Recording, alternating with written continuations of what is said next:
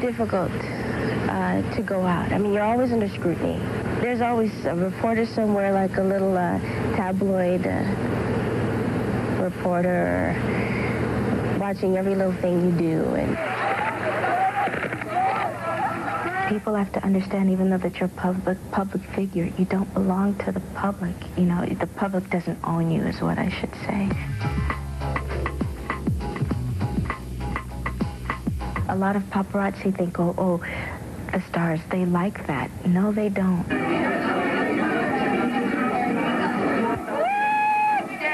Everybody needs their privacy, and there's a time and a place for everything. When you go to the premieres, when you go to the award shows, when there's certain things, certain, galas, that's okay. You expect them to be there. They expect you to be there. That's fine. You know what, you guys? This is such a joyous occasion. I mean, Tina won for Best Choreography. We won for Dance Video. Let's not even go there. Really. Thank you. Something has to be done. It's just gotten way out of hand.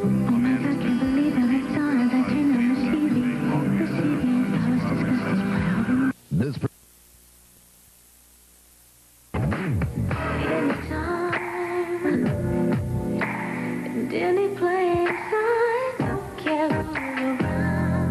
I was so introverted, and coming from a family where I was incredibly sheltered and not really being street smart or anything like that, never having that much dealings with the outside world. And the more I got out, the more I experienced certain things and saw a lot. Ew, you are so sick. What are you doing? What? Oh, no. A lot of people do things just to shock the public, and that's not me. It's a thin line. You have to be very careful, because I think it's really, if you don't watch yourself, you can do that, really.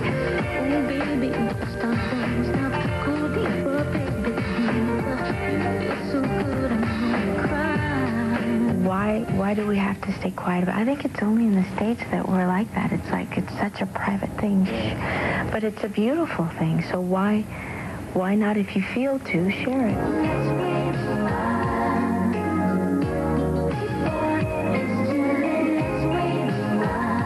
I've had a guy actually come up to me when the Janet album had just come out, and he goes, oh, what are you doing? He goes, you're telling our kids to have sex. And he said, what happened to let's wait a while? And I said to him, look, how long do you want me to wait? I'm almost 30. Anytime, and any place, I don't care.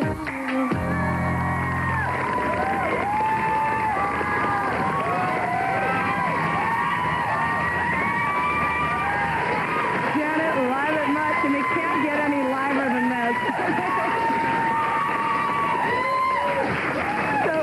In the tape that we just saw, you were talking about sex and how you feel that it's natural, and how, how come, it seems that it's only in the U.S. that we're so tight-lipped about sex, we don't want to talk about it. They're very liberal everywhere else, it seems, except for at home.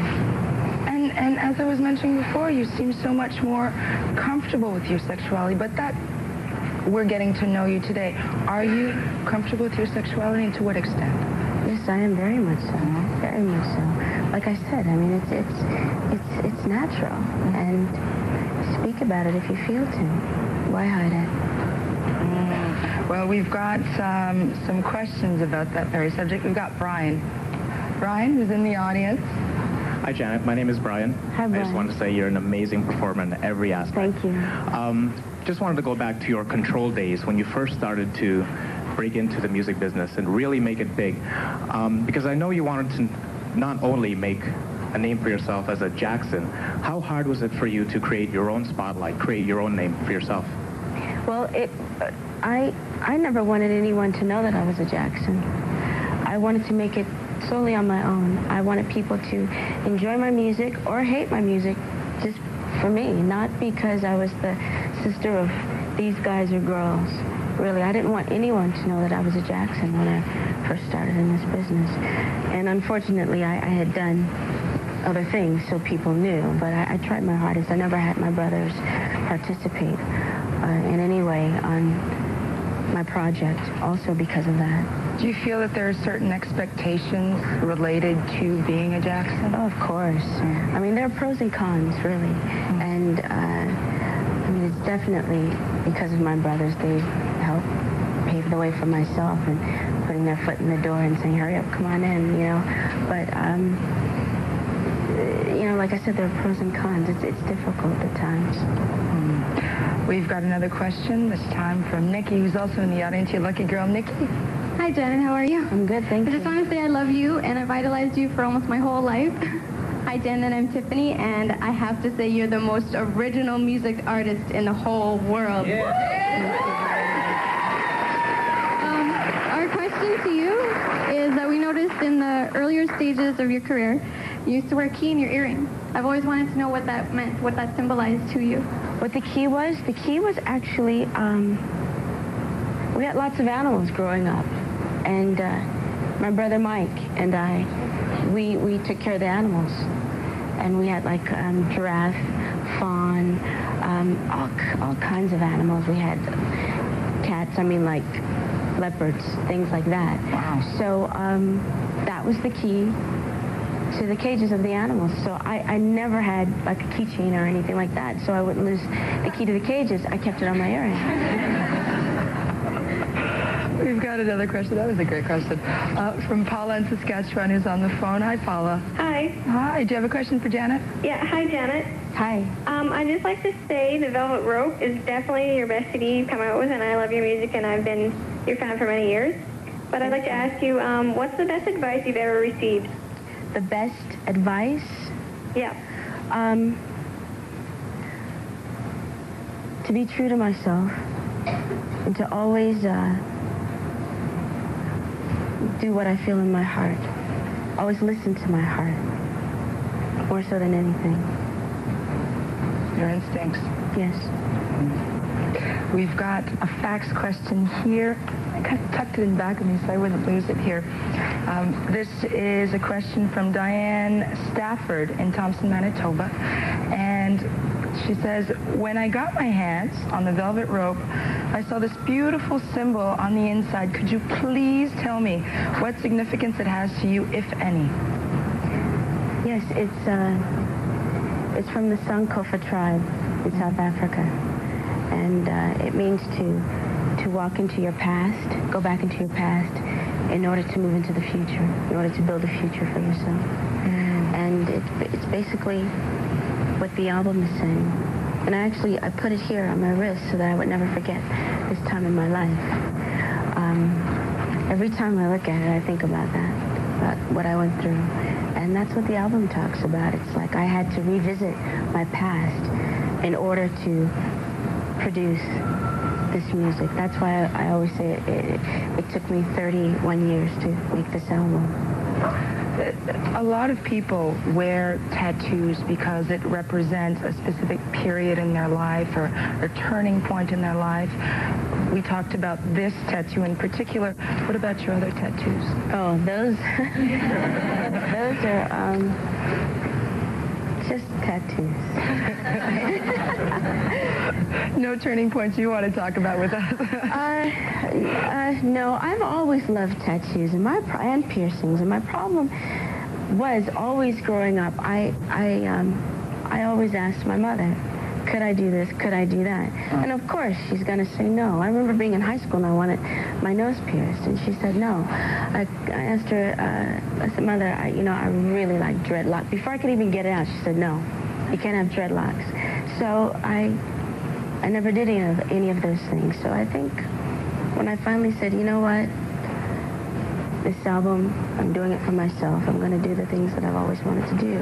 Even though there's one tattoo that I've had for a really long time that my mother never really knew about, but I guess she does now. Well, yeah, she does now because of the cover of one magazine in particular. But a lot of people thought I had just gotten it, but I actually had it for a good while. Do they have any spiritual meaning as well? No. No, not at all? No. This is the one that's the safest. Okay. All right, we've got another Speaker's Corners question, and this person's from Vancouver. Okay. Listen carefully.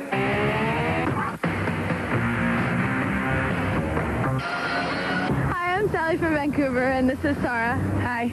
And we have a question for Janet Jackson. What would you say is the greatest change between the Janet Jackson we saw 10 years ago and the Janet we see today?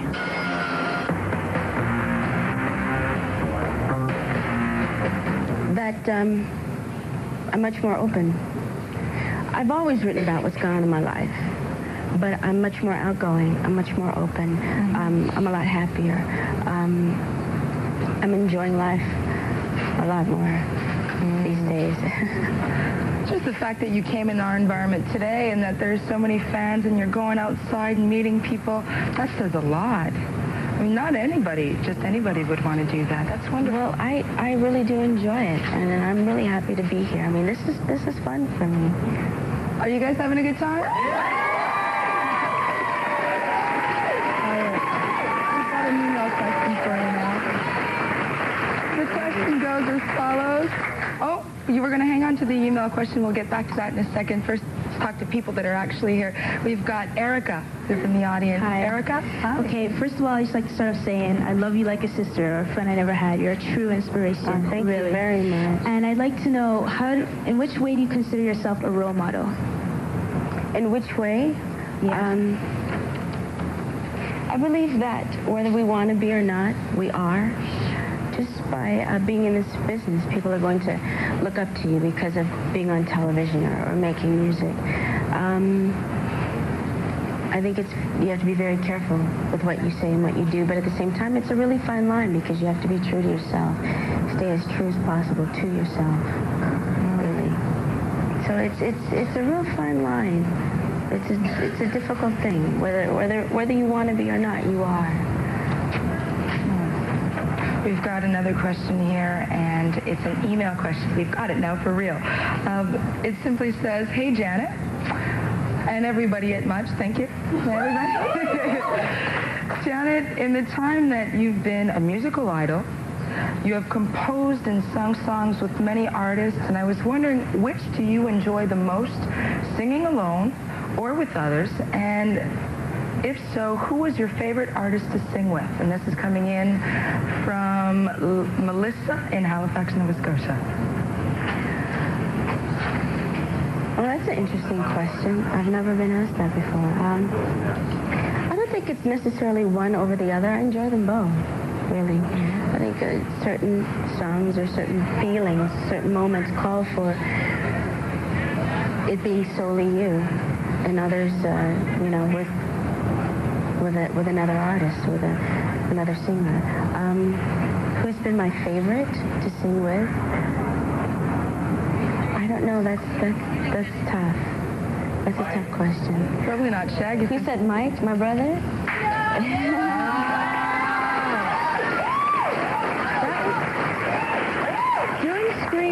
Doing Scream was really fun, and it was a really interesting project. It was really long hours. I mean, it was a video that was only supposed to take, 3 days to shoot. It took 7 days to shoot it, and I was working in the day. Michael's a night owl, so he was working all night, and I get up real early in the morning, so that's how we worked, really.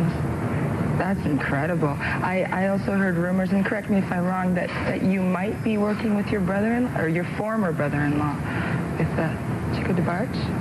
Oh, I'm going with former brother-in-law. That was a long time ago. I know, right? Chico and I talk on the phone. Actually, lately, a lot. We've been talking on the phone. There's a possibility. I'm not quite sure, but there's a possibility. Well, hopefully you'll get to be in the same room with him as opposed to on the phone like Shaggy. I'm sure we will. I'm sure we will. He reminds me so much of his brother. Every time I see a picture of him, it reminds me a lot of his brother, which is... Is that a good thing, or...? It's not a bad thing. It just brings back all these... conjures up all these thoughts, images, things like that. Mm-hmm. It's not a bad thing. It's not a bad thing at all. Well, that's cool. It sounds like you're at peace. Yes. We're going to, give you another opportunity to go see the fans out at the window. Would you guys like that? Yeah? How about you, Janet? Are you in it? All right.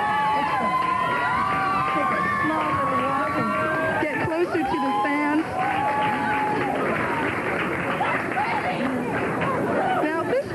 the fact that you're willing to come and meet the people that love you above all makes an incredible difference in their lives, no doubt. We're going to try to make them smile now and see if we can get their questions. We've got this young man here. Sir, what's your name? Hi, my name's Ryan. What's your question? I just want to tell Janet that I love her so much, and my question for her is, what are her greatest accomplishments in her life? Like, what does she feel are her greatest accomplishments? Okay, Janet. Got a question from this young man over here who wants to know what you feel your greatest accomplishments are. My greatest accomplishments, I would say making this album really was for myself, because it really wasn't an easy thing for me to do, and I did it, and I'm very proud of it. I'm very proud of it. Obviously, these people are proud too. Look at this energy over here. All right. We've got another young lady. What's your name, sweet? Hi, I'm Tanya. Hi, how are you? What's your question? Hi, Janet. I think that you're a good, strong role model for black women, and I would like to say that I was wondering how did you cope with with the people that died from AIDS that were your friends? And because my father he has cancer, and it's hard for me to cope with it, and I just want to know your advice about it. I'm sorry, I didn't hear you. Oh, well, she was just sharing something that's going on in her life. Her father is dying with cancer, and she wanted to know how you cope with some of your friends dying from AIDS. What helped me cope the most was actually my friends, and knowing that I would see them again. And that's really what did it for me, knowing that it's not as if we'll never be together again. And I know that I will see them again. That's truly the way that I feel. And I wrote